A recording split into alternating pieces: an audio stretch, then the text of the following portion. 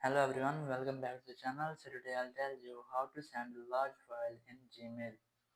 For this, you just have to install this application named Google Drive. You can download it from Play Store app.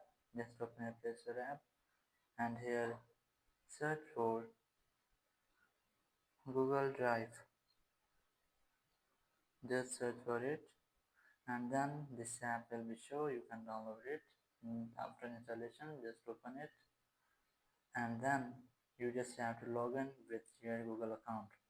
And here you just have to tap on new and then upload, and now you have to select the file you want to share.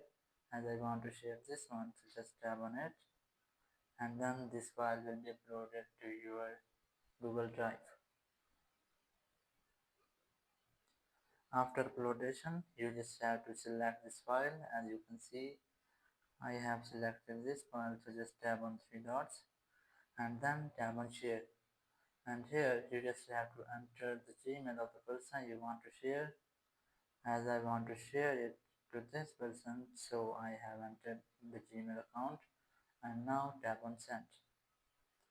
After that, you can see that I have sent it the video of almost 53 MB to the person at Gmail account. Thank you very much for watching the video. Until next video, bye bye.